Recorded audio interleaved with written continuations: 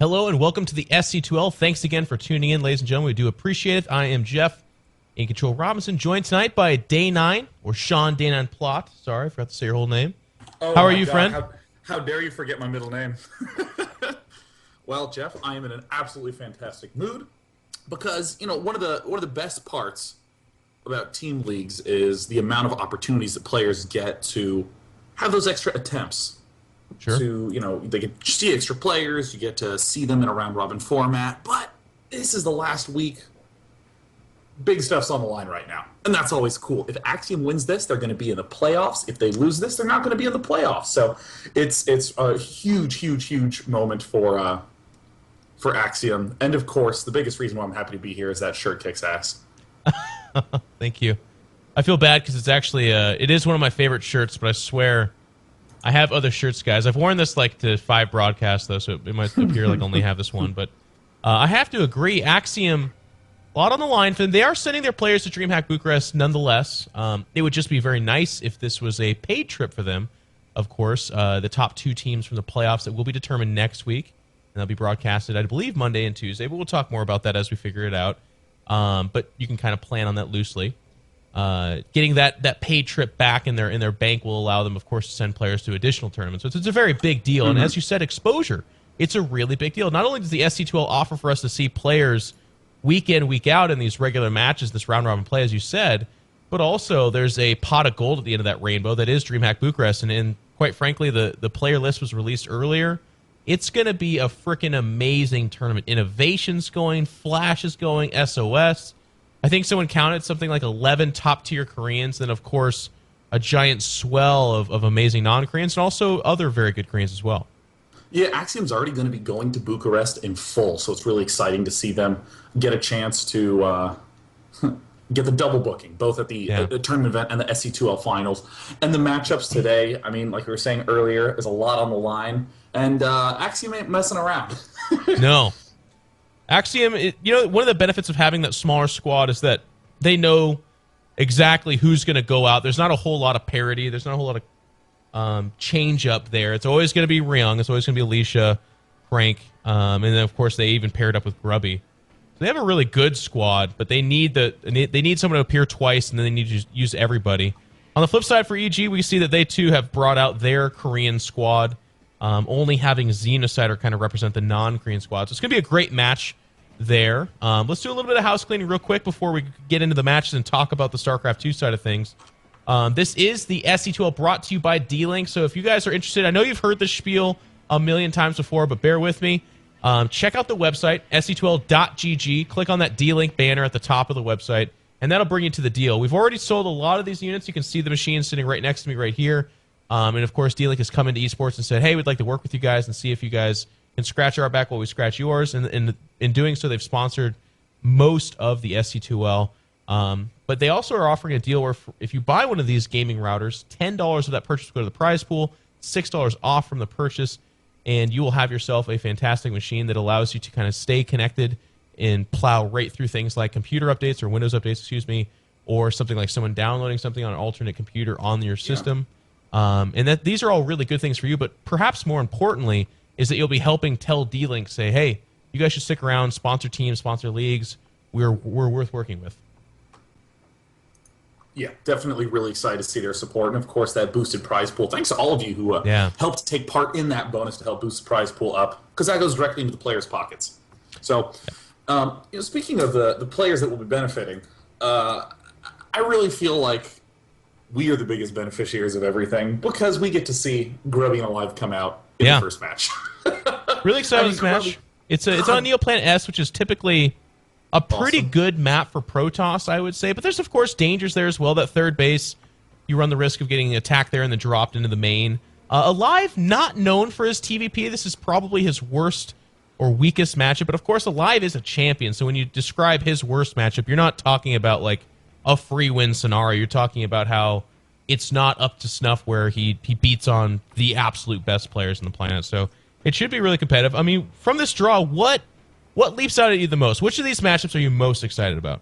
I mean, well, certainly Grubby versus Alive. I mean, he's always one of my absolute favorite players, Grubby, to watch because he has a lot of preparation in his builds. I mean, a lot of people talk about the superiority of the Koreans in terms of their mechanics, and Grubby, to a certain extent, has always relied on very well thought out, meticulous builds. Jaedong Hart, also another one I'm really excited about. Yeah. Crank JYP, I ordinarily would be excited about, but I have a feeling that Crank's going to be going for a cheese play here. We've learned this about him through the SC2L. This is what he does in PvP. JYP's got great PvP as well, and part of being a good PvP player is sniffing out that cheese, because it's actually quite common in that matchup, so it's going to be down to can JYP pick up on that. For me personally, I want to see Alicia revival. Alicia's been in top-tier form, really kind of pushing himself up to the top of Axiom and even beyond, saying maybe he's better than Crank, maybe he gives Ryung a run for his money as the ace for the team. And of course, his legendary Void Ray play in PvZ is always fun to watch. Well, that's not true. It's not always fun to watch. Sometimes it's absolute crap, but because it just steamrolls the Zerg. But when you face a really good Zerg that knows what they're doing, that's when it becomes fun. And I feel like Revival's hitting his stride there as well. So it's going to be a great draw. Let's go ahead. I think, Sean, are you ready to go? I'm pretty ready to go. Oh, dude, I'm so pumped. Neoplanet S, great open spaces for Zealots to deal a lot of damage in. Great harassment angles for a Terran player to assault from. I mean, the third's so vulnerable. From the back, dropping into the main, not as big, but I think Terran of the two races is the one that can absolutely exploit the center with a lot more potency, just cutting back and forth. So up in the top right-hand position, he's on his own team, but is partnering with Axiom for the SC2L League. It is Grubby. And of course, keep in mind, if Axiom does make it to the playoffs and then eventually qualify for Bucharest, Grubby's also going to get a little opportunity to head... Oh, wait, no, Grubby is already at Bucharest. He's already there as well, yeah. Everyone's going to get double booked. They're going to get 2 hotel rooms and they can sleep wherever they want. Down the bottom left-hand corner, from Team Evil Geniuses, it is Alive. A player who, as I think we've talked about before, Jeff, he's really one of the unsung, consistent beast mode Terrans. Yeah. I mean, he knocked out Squirtle in IPL. He did amazingly in WCS. He got 6th in WCS NA, unable to qualify for the grand finals, but then Jim wasn't able to go due to visa issues, and Alive showed up and steamrolled. I mean, just absolute top-tier Terran player. Yeah, you know, very recently, as you said, WCS Season 2 finals, he impressed a lot of people. He won a tremendous TVT. He won some TVZs against Scarlet. Scarlet calling him out, saying, hey, I want to play you because you're easy. Alive proving quite the contrary, developing a little rivalry there, which we're really excited about. And then, of course, he did end up getting eliminated by First, but even that, in the best of 5, it was 2-3, and all the games were fairly close. So it wasn't like Alive came there and got bopped like a lot of people expected him to. He, in fact, impressed. So his TVP, he gets a lot of crap because it's not top tier. But like I said, 2-3 against First, one of the best PvP players on the planet. That's not too shabby. Then on the flip side, of course, Grubby, he had a pretty good tournament as well. I mean, again, he was one of the foreigners that unfortunately did go out in the group stage, but Grubby still gave us some good games, and he's got that potential to break out. Grubby always has so much potential to really show some amazing plays. Can't wait to see him in this match. Right now, Grubby's not yet taken his second gas, just done the usual gateway, assimilator, and then into Robo. Yeah. And looking at Alive's side of things, the only little adjustment he's making is this engineering bay block. But by and large, Alive's build screams, I want to go 1-Rax Expo. There's really no other variation from this other than some sort of beta TLO 6-Rax push. But I'm actually curious. We see Reaper into engineering bay block a lot. Because, the Reaper can pick off the probe that's there, where the Zealot is trying to kill the engineering bay. But what do you feel about an eBay block in this context? I actually am always a fan of eBay block. I really am. It's such a minimal cost at this stage for the Terran. And, while you said that it's probably very predictable that he's 1-Rax expanding, with that second depot, it kind of throws it off. There is the potential that Grubby looks at this and says, well, maybe it is Reaper, or maybe he is going for a drop. It just kind of throws things for a loop. So I do like that eBay block. And as you said, if you do couple this with a Reaper, the Reaper can hop up and be really annoying. But that's amazing, an amazing read by Grubby. Look at that. He's delayed the Stalker by a significant margin. He was confident that there was going to be no Reaper coming. And of course, now that engineering bay gets canceled, he pulls his probe back to construct it. 3 racks down for Alive. And, I mean, Jeff, it's kind of weird right now how rarely Terrans just go for One Rax expands with no gas. This is I'm now getting really excited to see the way Alive's going to be playing this out. Whether he's going to go standard, or whether he's getting the fast third, or whether he's going for 5 racks before third command center. There's a lot of cool plays here. You said it. I mean, you know, I was really anticipating like just a really heavy Marine shove, because a lot of times it's where the faster third CC would go down in lieu of things like these 2 additional barracks, but instead it's the 3 barracks and then the double gas. So I do anticipate that he will circle around to that very standard bio play. This is almost like a Wings of Liberty build in a lot of ways, where they would go those three barracks and then start to develop their gas stuff like Tech Labs, reactors, yeah, or definitely. factories. It's a thing of the past that is still absolutely strong. We see Pult using it well. We see, oh my God, Grubby. Oh, this is what makes Live so good. The fact that he moves these little packs of Marines out. He's not going to get the Mothership Core, but he certainly is going to make Grubby feel a little bit panicked. Wait, Grubby can actually cut over. No! Does have the time stop.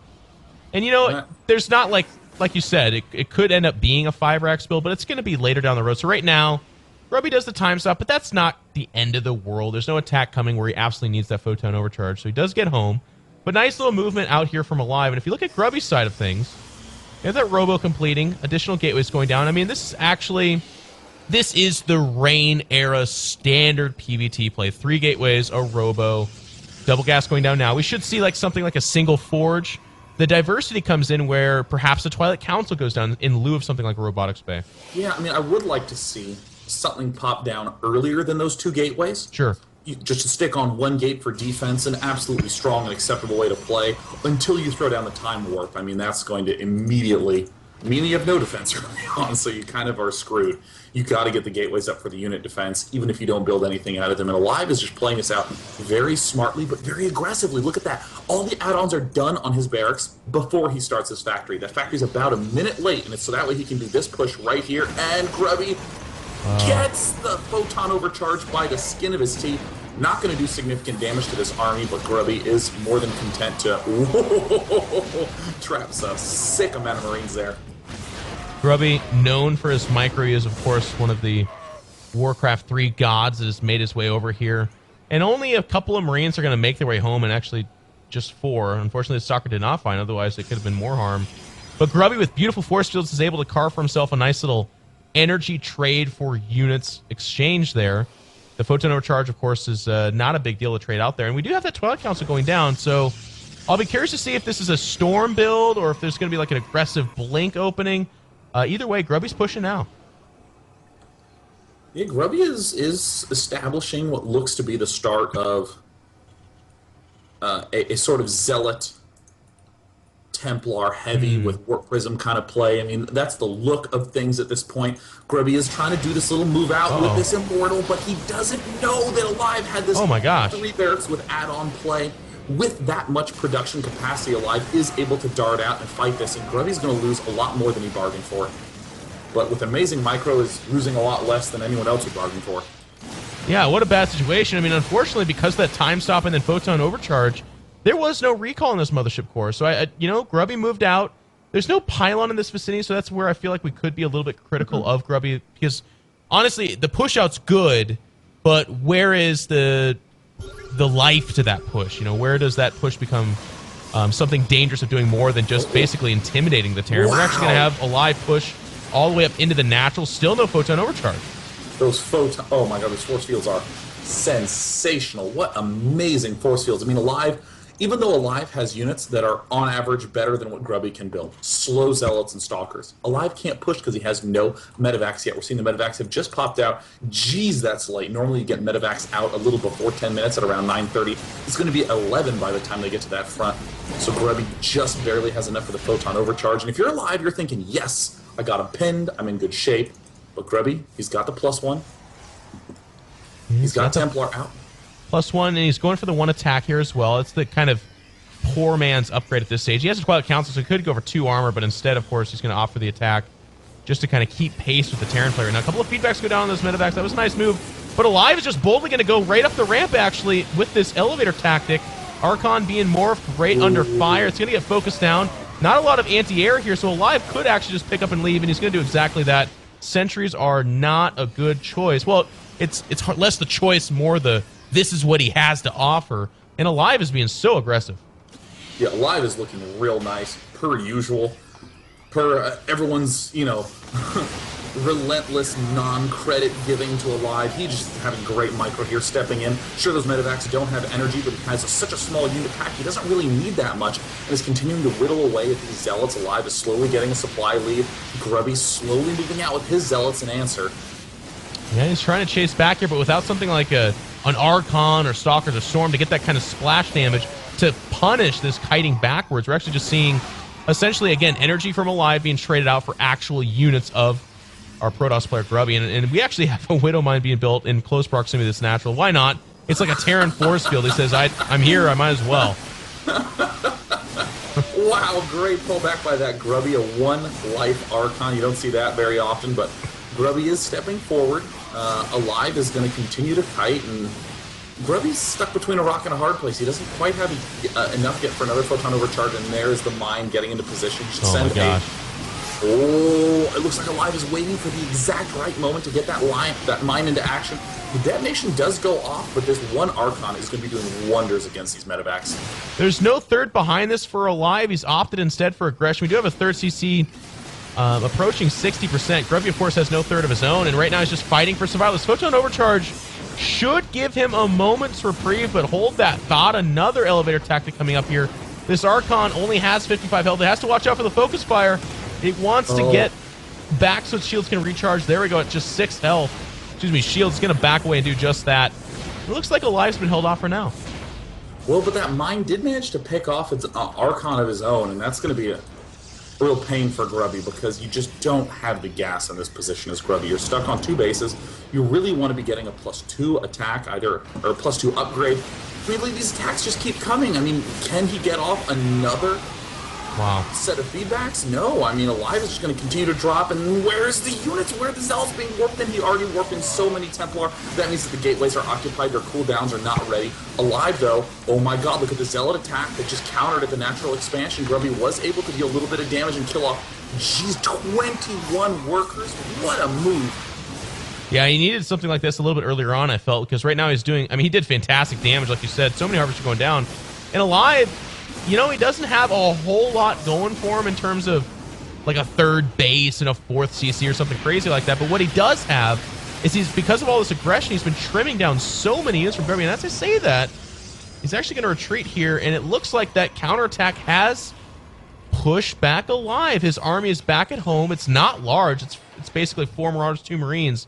And Alive's going to have to tuck tail and head back home because, oh, never mind. There's a huge group of units inside the main. His army's still pretty big.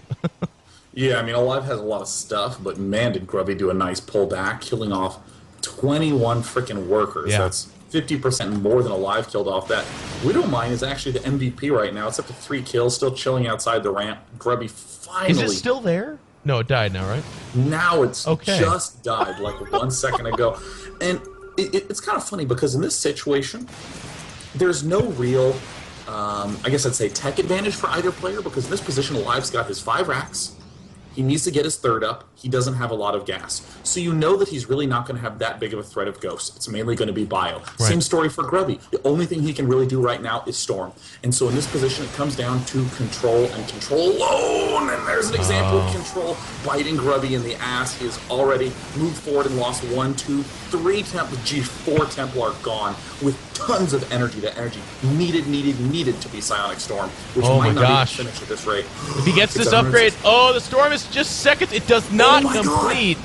I mean, we just watched 4 Templars go down, but now the Storm itself gets canceled out as well as Templar Archives. Grubby is suffering these weird timing attacks that are hitting seconds ahead of schedule, basically. Grubby's going to move down. He's got a lot of charge lots. Just the 1 Archon on the high ground. It's doing what it can, but that's not much. And now, again, Alive starts kiting back. Unbelievable move right there. I mean, it was at 109 of 110 second completion. That was so absurd. I mean, Grubby is in horrible waters right now. He's barely going to be done with +2 armor, but Alive already has 2-2. Already starting +3. Already starting the Mobius reactor, and that 3rd command center couldn't be moving down a second too soon. Like, it's already heading to the 3rd. Templar Archives being rebuilt. It's just going to be Zealots, and I don't know if Grubby can hold this. Yeah, I mean, if he does hold it, it's going to be... he might be able to hold it. He's got the units here. Alive is squeezing between buildings. It's getting a little bit close. This Archon not getting focused down. It's just It only has 36 shields. There it goes. It does end up dying. And hold that thought. It looks like actually this Bioforce, well, okay, there we go. It's going to start to get whittled down. Grubby throws down to third because he has to. He's mined out his main base. His natural's thinning out just because of the duration of this game. Wow, but there's the GG. Actually, that Bioforce does not die. And this was just nonstop aggression. This was about 10 minutes of kiting coming out from Alive. Grubby was never able to get that AoE he needed.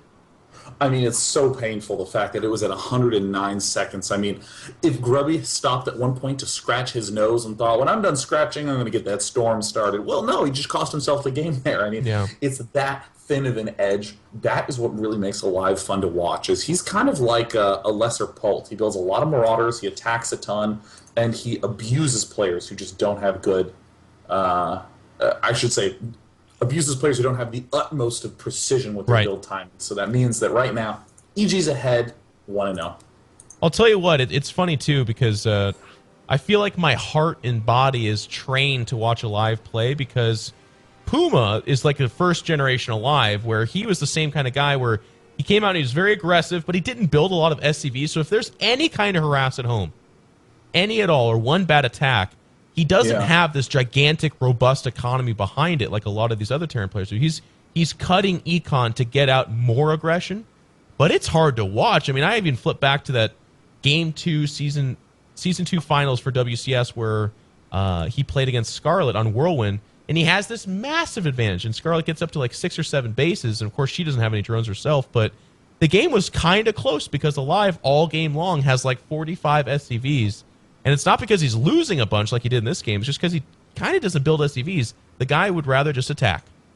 And it's exactly that gets me in the good mood to know that he's coming out in the next game Alive versus Ryung on Star Station, a TVT, a map that we don't really get the chance to see a ton of TVT on. But let me assure you, it's a beautiful, beautiful map. I mean, we have a tendency to see a lot of Marine tank heavy play on this map just because it's not really comfortable to manage all the space otherwise. Yeah, you can come in from a couple different angles and really apply pressure at the third, and if you over-defend the third, well, then they can swing around and go into the natural and lock down not only a production, but of course a source of income in that natural. So it should be a great map. Ryung is a TVT specialist. Alive's going to have his hands full. He had a great series at WCS Season 2 finals, so we'll have to see if he's able to repeat that here against Ryung. Ladies and gentlemen, we're going to take a quick commercial break. When we come back, it's going to be Ryung against Alive. Don't go anywhere.